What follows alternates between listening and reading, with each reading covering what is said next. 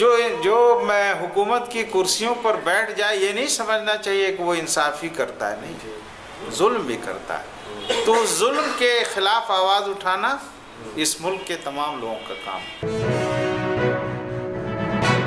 کہ قوم کو نہ بچوں کی طرح نہ بیوہ عورتوں کی طرح چیخنے رونے چلانے کا چھوڑ دینا چاہیے رویہ۔ رونے والی قوم اور چیخنے چلانے والی صرف قوم، آہوزاری کرنے والی قوم آگے نہیں بڑھتی ہے۔ نام کے بڑا ہونے سے وہ بڑا نہیں ہوتا ہے، مضبوط نہیں ہوتا۔ جو شکست کھا رہا ہے اس کا مطلب ہے وہ کمزور ہے، اور جو پارٹی بڑھ رہی ہے وہ مضبوط ہے، چاہے اس کی مضبوطی کے وجوہات کچھ بھی ہوں۔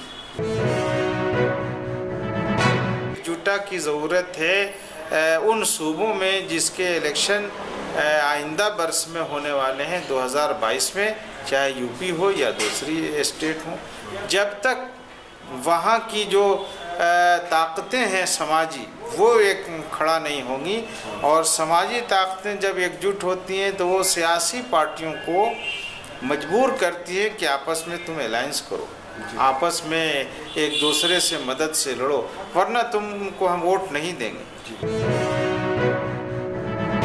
اور امارت شریعہ ایک چھوٹے سے اسٹیٹ کی، 3 اسٹیٹ کی ایک مضبوط تنظیم ہے، لیکن آل انڈیا ملی کونسل اس وقت 24 اسٹیٹ کی تنظیم ہے۔ آل انڈیا ملی کونسل کا سالانہ اجلاس پٹنہ پھلواری شریف میں کل سے شروع ہونے جا رہا ہے، جو اگلے 3 دنوں تک جاری رہے گا، جس میں ملک کے 20 سے 24 ریاستوں کے نمائندے شریک ہوں گے۔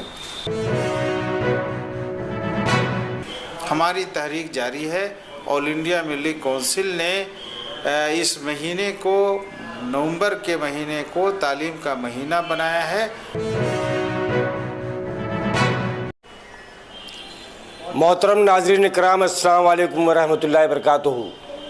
آپ کا میزبان راشد عظیم اس وقت بہار پٹنہ میں ہے، آل انڈیا ملی کونسل کے آفس میں، جہاں پر آج ہم آپ کی ملاقات کراتے ہیں بہار کی ملک کے ایک بہت ہی اہم شخصیت جناب حضرت مولانا انیس الرحمن قاسمی صاحب سے، جو آل انڈیا ملی کونسل کے قومی نائب صدر ہیں، اور بہار امارت شریعہ میں انہوں نے 40 سال تک اپنی خدمات انجام دی ہے، اور بہت سارے ایسے مسائل ہیں جن کو مولانا حضرت انیس الرحمن قاسمی صاحب نے حل کیے ہیں۔ آئیے ہم آپ کی ان سے ملاقات کراتے ہیں۔ مولانا انیس الرحمن قاسمی صاحب، آپ کا آمنا سامنا میڈیا اور شہاب ٹی وی میں استقبال ہے۔ بہت شکریہ جناب راشد عظیم صاحب کہ آپ ممبئی سے چل کر بہار آئے پٹنہ میں، اور ملی کونسل کے اس سے روزہ ہونے والے پروگرام میں بھی آپ شریک ہوں گے انشاءاللہ۔ آج ہم لوگ یوم تعلیم کے موقع سے یہاں جمع ہوئے، اور ایک اچھی میٹنگ ہوئی، ایک چھوٹا سا سیمینار بھی یہاں ہوا، جس میں اس بات کا خاص طور پر تذکرہ کیا گیا کہ مولانا آزاد اس ملک کی وہ عظیم شخصیت ہیں جنہوں نے اس ملک کی تعلیم کی راہ سے آگے بڑھانے میں سب سے بڑا کردار ادا کیا۔ مولانا ابوالکلام آزاد ملک کے آزادی سے پہلے اس ملک کو آزاد کرانے والے لیڈروں میں تھے۔ وہ 3 بار سے زائد کانگریس کے آل انڈیا پریزیڈنٹ بھی رہے، اور جب ملک آزاد ہوا تو اس وقت پہلے وزیر تعلیم کی حیثیت سے انہوں نے حلف لیا، اور تاحیات آپ ملک کے وزیر تعلیم رہے۔ حضرت مولانا آزاد ہی نے جو پالیسی سرکار کے کیبنٹ کے مدد سے طے کی تھی، اس میں یو جی سی کی پالیسی تھی، کانگریس، انڈین کانگریس کمیٹی، یہ جو ہسٹری والی کمیٹی ہے ریسرچ کی وہ تھی، یا اس طرح کے ادبی پروگرام تھے، یا جو سائنس کی ترقیات کے جو ادارے بنے وہ اسی زمانے میں بنے، جس سے یہ ملک کافی آگے بڑھا۔ اور آج ہم لوگ جس حال میں بھی ہیں، جس سطح پر بھی ہیں علم کے معاملے میں، ترقی کے معاملے میں اس میں مولانا آزاد کا ایک بڑا کردار رہا ہے۔ محترم، جیسے کہ آپ کا شمار بہار کے ان خوش نصیب علماء کرام میں ہوتا ہے کہ جن کو تعلیمی، سماجی اور سیاسی سطح پر بہار میں اور اس ملک میں ایک بہت ہی زبردست حمایت حاصل ہے۔ آپ کو بہت ہی معتبر انداز میں دیکھا جاتا ہے۔ آپ نے جو باتیں کہی تعلیم کے تعلق سے کہ تعلیم کے میدان میں کافی دیش آگے بڑھا ہے، لیکن ہم یہ دیکھتے ہیں کہ بہار خصوصی طور پر سماجی سطح پر اور سیاسی سطح پر، ملی سطح پر اور تعلیمی سطح پر آج بھی جو ہے وہ پسماندگی کا شکار نظر آتا ہے۔ اس کی کیا وجوہات ہے؟ اور دوسری بات یہ جو اہم سب سے بڑی بات ہے کہ بے روزگاری کا بہت اہم مسئلہ ہے، اس پر آپ کیا کہنا چاہیے؟ دیکھیے، جہاں تک بات ہے کہ یہاں کی مسلم اقلیت تعلیم میں پسماندگی کا شکار ہے، اس میں کوئی شبہ نہیں۔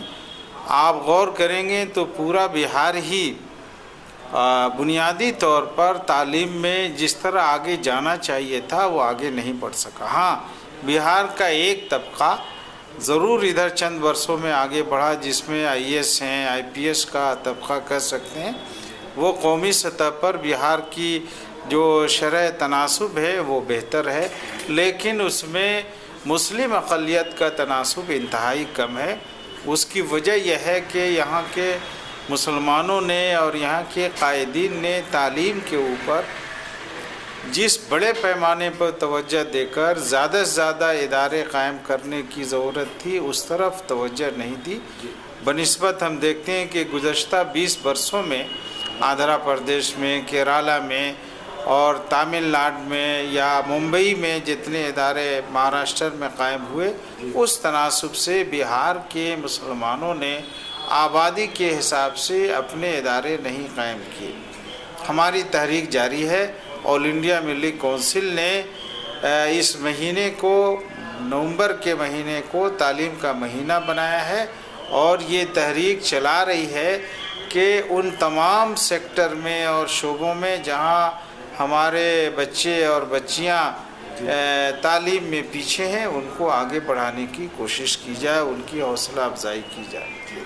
اس کے لیے ہم نے خود بہار ملی کونسل نے مولانا ابوالکلام آزاد ایجوکیشنل یہ ریسرچ فاؤنڈیشن اور دوسرے اداروں کے تعاون سے 14 نومبر سے BPSC کی فری کوچنگ کا انتظام کیا ہے، جو شروع ہونے جا رہی ہے۔ یہ اسی کی ایک شروعات ہے۔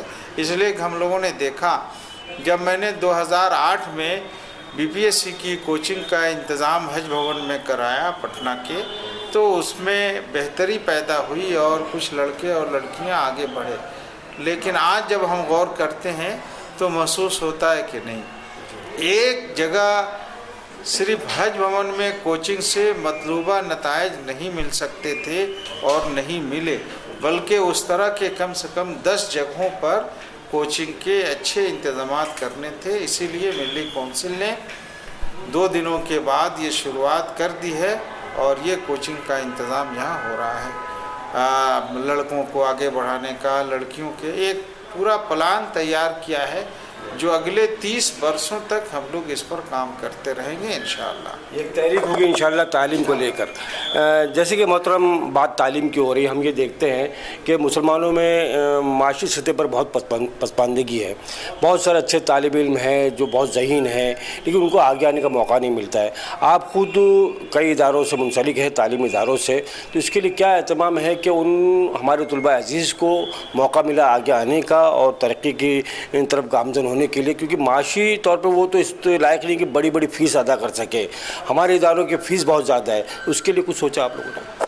دیکھیے، جہاں تک معاشی امور کا تعلق ہے تو معاشیات کے 2 طریقے ہیں، ایک پرائیویٹ سیکٹر جس میں تجارت ہے، ملازمت ہے، اور دوسرا سرکاری سیکٹر۔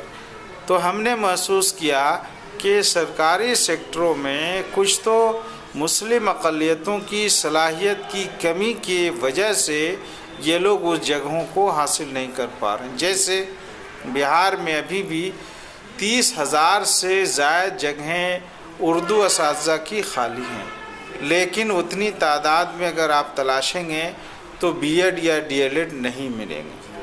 تو ظاہر ہے کہ یہ مسلمانوں کی کمی ہے کہ ان کے بچے اور بچیاں جب تک ڈی ایل ایڈ یا بی ایڈ نہیں کریں گے، اس جگہ کو جو خالی جگہیں ہیں، ظاہر ہے اردو زیادہ تر یہی کمیونٹی پڑھتی ہے اور پڑھاتی ہے اپنے بچوں کو، تو وہ جگہیں خالی ہیں۔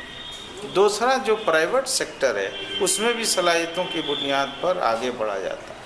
تیسرا جو تجارت اور معاشیات کے جو دیگر سیکٹر ہیں، ظاہر ہے اس میں بھی ہمارے نوجوانوں کو جس بڑے پیمانے پر تجارت کے میدان میں آنے کی ضرورت ہے وہ ابھی نہیں آئے ہیں، چاہے وہ اچھے فیکٹریاں قائم کر کے یا اسمال انڈسٹری قائم کر کے ہو، یا چھوٹے چھوٹے جو روزگار کے۔ میں اپیل کروں گا آپ کے اس میڈیا کے ذریعے سے کہ جتنے بھی انجینئر ہیں، پڑھے لکھے نوجوان ہیں، وہ اس فیلڈ میں آئیں اور اپنی قوم کو آگے بڑھائیں، تبھی یہ قوم آگے بڑھ سکتی ہے۔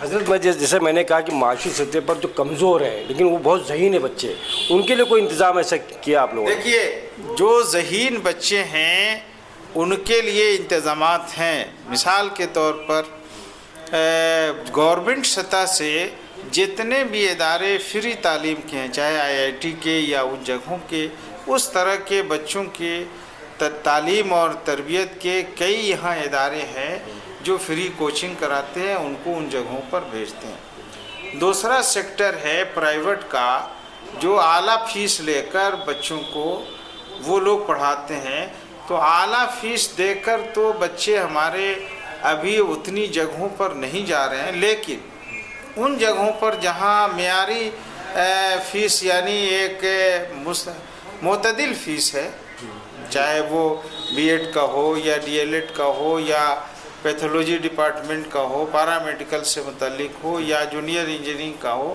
ان جگہوں پر بہار کے ہر سال 500 سے لے کر 1000 لڑکے مختلف شعبوں میں فری تعلیم دینے کے لیے ہمارے یہاں ادارے کام کر رہے ہیں، اور ان لڑکوں کو ہم لوگ بھیج کر تعلیم دلوا رہے ہیں۔ جی، جو بات آپ نے کہی ماشاءاللہ، ہم یہی چاہ رہے تھے کہ یہ بات لوگوں تک پہنچے کہ بھائی یہ انتظام پورا ہے قوم کے لیے، ملت کے لیے۔ اب آگے بڑھتے ہیں حضرت، میں اس سوال پہ آنا چاہتا ہوں کہ ملک میں جس طرح کے حالات ہیں، مہاراشٹر بھی ہے، گجرات بھی ہے، اتر پردیش خاص طور سے یو پی حکومت، اور ہمارے سامنے ابھی تریپورہ کا معاملہ جو گزرا ہے حال ہی میں، لگاتار مسلمانوں پہ ظلم و ستم، ناانصافی اس طرح سے ہوتا چلا آ رہا ہے۔ آپ بہار کو اس تعلق سے کس نظر سے دیکھتے ہیں؟ دیکھیے، بہار میں تھوڑی بہت دیگر صوبوں کے اعتبار سے جو ہمارا یو پی وغیرہ ہے، ہم بہتر محسوس کرتے ہیں، اور خاص طور پر پچھلے برسوں میں جب جھارکھنڈ میں موب لنچنگ ہوئی تو وہاں کے مسلمان، وہاں کے آدیواسی اور وہاں کے ہندو ایک جٹ ہو گئے، اور وہاں کی جو اس وقت کی سرکار تھی اس کو شکست دے دیا۔ تو ویسے ہی ایک جٹا کی ضرورت ہے ان صوبوں میں جس کے الیکشن آئندہ برس میں ہونے والے ہیں 2022 میں، چاہے یو پی ہو یا دوسری اسٹیٹ ہوں۔ جب تک وہاں کی جو طاقتیں ہیں سماجی، وہ ایک کھڑا نہیں ہوں گی، اور سماجی طاقتیں جب ایک جٹ ہوتی ہیں تو وہ سیاسی پارٹیوں کو مجبور کرتی ہے کہ آپس میں تم الائنس کرو، آپس میں ایک دوسرے سے مدد سے لڑو، ورنہ تم کو ہم ووٹ نہیں دیں گے۔ یہ کہنے کی جرأت یو پی میں کے مسلمانوں میں، وہاں کے او بی سی کے لوگوں میں ہونی چاہیے، اور دوسرے اسٹیٹ میں جہاں اگلے برس میں الیکشن ہونے والا ہے وہاں ہونی چاہیے۔ پہلے ہم آپس میں یونائٹ ہوں، صرف مسلمان نہیں، جو بھی وہاں کی کمزور اور مظلوم قومیں ہیں اور برادریاں ہیں، ان کو لے کر اگر ہم ایک جٹ ہو جائیں، صرف 15 سے 20 وہاں کے ممتاز جو لیڈر ہیں، رہنما ہیں، ان کو جوڑ لیں، دیکھیے تبدیلی آتی ہے کہ نہیں، یقیناً ہے۔ یہ ان سیاسی لیڈروں کو جوڑنے کا کام کون کرے گا؟ ملی تنظیمیں کریں گی، سماجی تنظیمیں کریں گی؟ سماجی اور ملی تنظیموں کو مل کر کرنا چاہیے۔ یہ نہیں سوچنا چاہیے کہ میں ملی تنظیموں سے وابستہ ہوں تو میرا یہ کام نہیں۔ دیکھیے، جب حالات آتے ہیں، جب آگ لگتی ہے، تو چاہے گھر کی عورت ہو یا مرد ہو، سب کو بالٹی میں پانی لے کے اس آگ کو بجھانے کے لیے دوڑنا پڑتا ہے۔ تو ملک میں نفرت کی آگ لگی ہوئی ہے، جو فرقہ پرست طاقتیں ہیں وہ آگ لگا رہی ہیں، ان پر پانی ڈالنے کے لیے ان تمام لوگوں کو اپنے اپنے گھروں سے نکلنا ہوگا، چاہے وہ مذہبی ہوں، سیاسی ہوں، سماجی ہوں، عورتیں ہوں، مرد ہوں، نوجوان ہوں، طلبہ ہو، بوڑھے ہوں، سب کو ایک جٹ ہو کر یہ کام کرنا ہوگا، تب ہوگا۔ اگر اس کو ہم لوگ ایک آفت کے طور پر لیں گے، ایک مصیبت کے طور پر، تو ظاہر ہے یہ تبدیلی آئے گی اور آنی چاہیے۔ اس میں ہماری جو مذہبی قیادت ہے، جو مذہبی ایک طرح سے اس لائن پہ کام کر رہے ہیں، یا ہمارے علماء کرام ہیں، ان کا کوئی رول ہونا چاہیے اس میں، جیسے کہ ہندوتوا کو لے کر یہ آگے آ رہے ہیں۔ اور آج سب سے بڑا مسئلہ جو ہے اس دیش کا، جو مسلمانوں سے یہ کہا جا رہا ہے کہ مسلمان خطرے میں ہیں، مسلمان پر ظلم ہو رہا ہے، ناانصافی ہو رہی ہے، کہیں نہ کہیں قوم کو جو ہے ایک طرح سے احساس کمتری کا شکار بنایا جا رہا ہے، ڈرایا جا رہا ہے، دھمکایا جا رہا ہے۔ یعنی فرقہ پرست جماعتیں تو اپنا کام کر رہی ہیں، لیکن ہمارے لیڈران بھی ڈرا رہے ہیں کہ دیکھو RSS نے یہ کر دیا، ہندوتوا نے یہ کر دیا، بھارتیہ جنتا پارٹی یہ کر رہی ہے۔ تو اس خوف سے اور اس احساس کمتری سے نکالنے کے لیے کیا ہونا چاہیے؟ دیکھیے، پہلی بات تو یہ ہے کہ قوم کو نہ بچوں کی طرح نہ بیوہ عورتوں کی طرح چیخنے، رونے، چلانے کا چھوڑ دینا چاہیے رویہ۔ رونے والی قوم اور چیخنے چلانے والی صرف قوم، آہوزاری کرنے والی قوم آگے نہیں بڑھتی ہے۔ آگے بڑھنے والی قوم آہوزاری نہیں کرتی ہے، وہ اقدامات کے طریقے طے کرتی ہے، آگے بڑھنے کے طریقے طے کرتی ہے اور آگے بڑھتی ہے۔ جو لوگ اس طرح کے احساس کمتری والے بیانات دیتے ہیں، ان میں دو طرح کے لوگ، ایک تو وہ دانشور مفکر، ان کا کام ہے ملک کو خطرات سے آگاہ کرنا، لیکن اس کے نیچے جتنے لوگ ہیں ان کا کام ہے ان خطرات سے مقابلے کے لیے آگے بڑھنا، نہ کہ ان کی باتوں کو دہرا کر چیخنا، رونا، چلانا۔ یہ کسی اچھے اور بڑھنے والی قوم کا یہ شیوا نہیں، اس لیے اس طریقے کو چھوڑ دینا چاہیے۔ مسلمانوں کو بالکل بھی خوفزدہ ہونے کی ضرورت نہیں ہے۔ بالکل نہیں بھائی، اگر مسلمان بیوہ عورتوں کی طرح رہنا چاہتے ہیں تو وہ خوفزدہ ہوں گے، اور اگر وہ چاہتے ہیں کہ ملک کی تقدیر بنانے والوں میں یہ رہے ہیں، 1000 سال کی ان کی اپنی تاریخ ہے، اگر یہ اپنی تاریخ کو بھول جائیں گے تو رونا اور چلانا شروع کریں گے۔ ہم تو اس ملک کو آگے بڑھانے کے لیے سارے ملک کے واسیوں کے ساتھ، یہاں کے سارے ہندوستانیوں کے ساتھ، اس ملک کو آگے بڑھانے کے لیے سب کو لے کر آگے بڑھنے کا طریقہ ڈھونڈنا چاہیے، نہ یہ کہ کسی سے ڈر اور خوف کر کے اپنے دروازے کو بند کرنے والی روش چھوڑ دینا چاہیے۔ محترم، ہم تو یہ سمجھتے ہیں کہ مسلمان خطرے میں نہیں ہے، اس ملک کا قانون خطرے میں ہے، سنویدھان خطرے میں ہے۔ اصل ملک بچے گا تو سب بچیں گے، تو دیگر قوموں کو، سبھی لوگوں کو اس پر کیا آپ کا پیغام ہوگا؟ بالکل آپ نے صحیح کہا، کوئی ایک طبقہ خطرے میں نہیں ہوتا ہے، بلکہ اگر وہ طبقہ خطرے میں ہے تو پورا ملک خطرے میں ہے۔ اور اس ملک کی سب سے بڑی خوبی ہے، اس کا دستور ہے، سنویدھان ہے، اس کی حفاظت۔ اگر وہ خطرے میں ہے، کوئی راستہ نہیں ہے اور یہ کہ ہم پرامن رہیں گے۔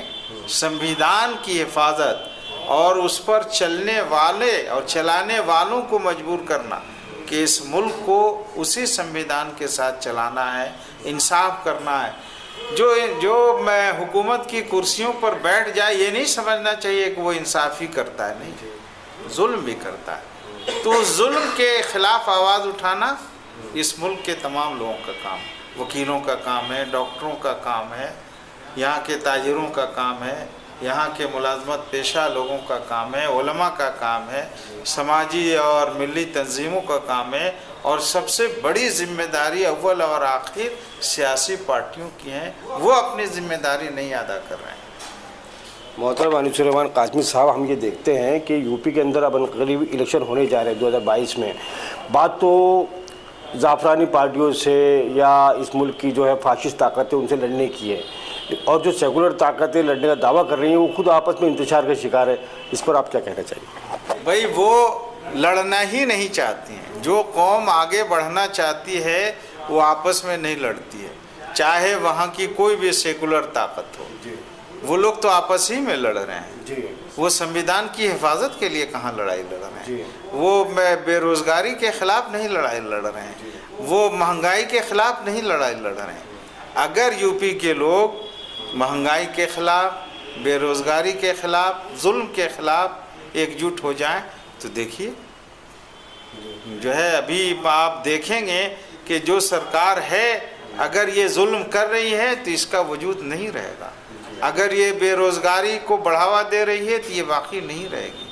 اگر یہ ناانصافی کر رہی ہے تو باقی نہیں رہے گی.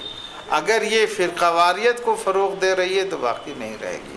اگر یہ مہنگائی کو بڑھا رہی ہے تو باقی نہیں رہے گی. شرط یہ ہے کہ یہ جو بھی پارٹیاں ہوں جو اپنے آپ کو سیکولر کہیں، غیر سیکولر کہیں، ان کو اس ایشوز پر لڑائی لڑنے کے لیے آگے آنا چاہیے.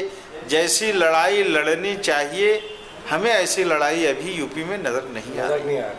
جی بالکل صحیح کہہ رہے ہیں آپ. اور ہم یہ دیکھتے ہیں کہ صرف سیاسی پارٹیاں نہیں، مسلم جو ووٹ بینک جو ہے، جس کو پہلے یہ سمجھا جاتا ہے بہت بڑی طاقت ہے، اب یہ بھی طاقت کمزور نظر آتی ہے. مسلم ووٹ کی کوئی اہمیت ہی نہیں رہ گئی ہے. یہ سیاسی پارٹیوں کو اس بات کا احساس ہو گیا ہے. اسی لیے جو ہماری سیکولر پارٹی ہے وہ بھی کہیں نہ کہیں ہندوتوا کی طرف جا رہی ہے. جیسے کہ مثال کے طور پر سماج پارٹی اکھلیش یادو کی پارٹی ہے. ابھی اکھلیش یادو نے جو اسٹائل لیا ہے وہ ایسا لگتا ہے کہ وہ ہندوتو کو رجھانے کا کام کر رہے ہیں یا اس طرف جا رہے ہیں. خیر ہم اس مدعے پر، اس مسئلے پر نہیں جانا چاہتے. ہمارے کہنے کا مقصد یہ کہ مسلمان ووٹوں کے دعوے دار بہت ہیں. سماجوادی پارٹی بھی ہے، کانگریس بھی ہے اور دیگر پارٹیاں ہیں. وہیں جو ہمارے مسلم ناموں سے جو آ رہے ہیں، چاہے وہ آل انڈیا مجلس اتحاد مسلمون ہو، پیس پارٹی ہو، یا اور بھی اس طرح کی پارٹی، وہ بھی کسی ایک پلیٹ فارم پہ آنے کو تیار نہیں. مسلم پارٹیوں کی بات کرو تک یہ ایک پلیٹ فارم پر نہیں آئیں گے اور ایک ایشوز جو اس ملک کا ہے، مہنگائی ہے، بے روزگاری ہے، ظلم و ناانصافی ہے، اس کو ختم کرنے کے لیے ظلم و ناانصافی میں ساری چیزیں آ جاتی ہیں، چاہے وہ مسلمانوں کے خلاف ہو یا دوسروں کے خلاف ہو. تو یہ اس تین ایشو پر اگر یہ سیاسی پارٹیاں ایک جٹ نہیں ہو رہی ہیں، آپس میں اتحاد نہیں کر رہی ہیں، تو نوشتہ دیوار پہلے سے طے ہے کہ ان کو کامیاب ہونا ہے یا ناکام ہونا ہے. تو آپ عوام کو، مسلمانوں کو بالخصوص کیا پیغام دیں گے؟ ہم کہیں گے کہ وہ ایک جٹ ہو جائیں اور ان پارٹیوں کے لیڈروں کو جا کر پکڑیں، ہاتھ پکڑیں کہ آپ اس ایشو پر تینوں ایک ہوں گے یا نہیں ہوں گے. آپ نہیں ہوں گے تو ہم آپ سے الگ ہیں. اگر یہ کہنے کی ہمت ہو جائے گی تو وہ تینوں پارٹیاں جو آج اپنی آپ کو بڑی پارٹیاں سمجھتی ہیں، سیکولر سمجھتی ہیں، لیکن وہ اپنے اپنے ووٹ بینک کے لیے ہیں، جیتنے کے لیے نہیں ہیں، اپنی پارٹی کو بچانے کے لیے. بس تو اپنی پارٹی کو بچانے کے لیے تینوں ایک ہو جاؤ گے تو بھی پارٹی بچے گی. تم تو الگ رہ کر حکومت نہیں بنا سکتے ہو، نہ حکومت کو بدل سکتے ہو. یہ بات صفائی کے ساتھ ہمیں جا کر کہنی چاہیے، مسلمانوں کو، او بی سی کے لوگوں کو، سماج کے ذمہ دار لوگوں کو جا کے کہنی چاہیے. محترم میں ایک حوالے سے بات کرنا چاہوں گا. آج ہم دیکھتے ہیں کہ مذہبی اور سیاسی جو ہماری قوت طاقتیں ہیں، کمزور قیادت جو ہے وہ فتح پا رہی ہے اور ایک طاقتور جو قیادت جو ہے اس کو شکست ہو رہی ہے. کیا وجہ ہے اس کی؟ دیکھیے، کوئی قیادت جب مضبوط ہوتی ہے تبھی وہ فتح پاتی ہے. مضبوطی ارادے سے ہوتی ہے، مضبوطی اپنے طریقے سے ہوتی ہے. صرف نام کی پارٹیاں جو اپنے آپ کو بڑی پارٹی کہیں یا کوئی لیڈر اپنے آپ کو بڑا کہے، نام کے بڑا ہونے سے وہ بڑا نہیں ہوتا ہے، مضبوط نہیں ہوتا. جو شکست کھا رہا ہے اس کا مطلب ہے وہ کمزور ہے، اور جو پارٹی بڑھ رہی ہے وہ مضبوط ہے، چاہے اس کی مضبوطی کے وجوہات کچھ بھی ہوں. آپ شکست کھا گئے، آپ کمزور ہیں، یہ تو سامنے کی بات ہے. اس لیے آپ اپنے آپ کو اور قوم کو دھوکہ میں مت ڈالیے کہ آپ مضبوط ہیں. اور مسلمانوں کو اور تمام لوگوں کو یہ سمجھنا چاہیے کہ جو لوگ اس طرح دھوکہ دے رہے ہیں، اب پچھلے 30 برسوں سے جو پارٹی کسی اسٹیٹ سے آؤٹ ہو، حکومت نہیں بنا رہی ہو، اگر وہ کہے کہ میں مضبوط ہوں تو غلط ہے، دھوکے میں نہیں آنا چاہیے. جو پارٹی پچھلے 5 سالوں سے الیکشن سے میں ناکام ہو کر حکومت سے غائب ہے، اگر وہ آج بھی انتشار کی راہ پر ہے تو اس کو نہیں سمجھنا چاہیے کہ وہ مضبوط ہے. ایک ہوں گے تو مضبوط ہوں گے، الگ ہوں گے تو وہ طاقتور نہیں ہے، کمزور. میں آپ سے یہ جاننا چاہوں گا کہ امارت شریعہ بہار جھارکھنڈ اڑیسہ سے آپ کا بہت گہرا تعلق رہا ہے اور آپ اس کے منصوبوں میں اس کی پلاننگ میں ہمیشہ شامل رہے ہیں، ہم سمجھتے ہیں بہت ہی اچھا انداز میں۔ اب آپ کا کیا مشورہ ہے امارت شریعہ بہار کو، یا کیا ہونا چاہیے آگے کے منصوبے کیا ہونے چاہیے؟ شریعہ جن منصوبوں پر کام کرتی رہی ہے اس پر اگر مضبوطی سے کام کرے گی تو آگے بڑھے گی، اور ہم لوگ نے یہ دیکھا کہ ہمارا شریعہ تمام کاموں کو نہیں کر سکتی ہے، اسی لیے ملی کونسل کو ہمارے شریعہ کے بزرگوں نے 1992 میں قائم کیا، اور ہمارا شریعہ ایک چھوٹے سے اسٹیٹ کی 3 اسٹیٹ کی ایک مضبوط تنظیم ہے، لیکن آل انڈیا ملی کونسل اس وقت 24 اسٹیٹ کی تنظیم ہے۔ جو ملک کے حالات ہیں جس میں سماجی، سیاسی، معاشی، تعلیمی، اقتصادی اور یہاں کے قانونی لڑائی کو مظلوموں کے لیے لڑنے کا جو کام ہے وہ ملی کونسل کر سکتی ہے۔ اور خاص بات تو یہ ہے کہ ملی کونسل کسی ایک طبقے کی نہیں ہے، نہ یہ بریلیوں کی تنظیم ہے، نہ دیوبندیوں کی تنظیم ہے، نہ اہل حدیث کی ہے، نہ جماعت اسلامی کی ہے، کسی ایک طبقے کی نہیں ہے، بلکہ یہ سارے طبقوں کی ہے، اور یہی اس کی یہ خصوصیت ہے جو اس وقت اس ملک کو ضرورت ہے۔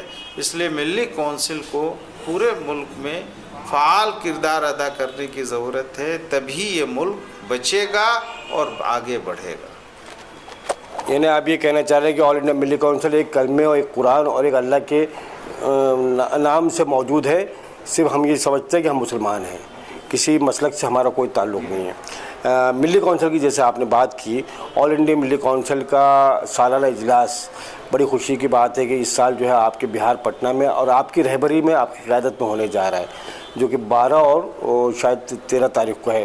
تو یہ اجلاس میں کون سے اہم موضوع سامنے آئیں گے، یا کس تشویش اور فکر کو لے کر ملی کونسل بیٹھے گی، اور اس اجلاس میں کون سی باتیں سامنے آئیں گی، یا کیا پلاننگ ہوگی؟ اچھا آپ نے کہا، یہ ہم لوگوں کے لیے بڑی خوشی اور سعادت کا موقع ہے کہ آل انڈیا ملی کونسل کا سالانہ اجلاس پٹنہ پھلواری شریف میں کل سے شروع ہونے جا رہا ہے، جو اگلے 3 دنوں تک جاری رہے گا، جس میں ملک کے 20 سے 24 ریاستوں کے نمائندے شریک ہوں گے۔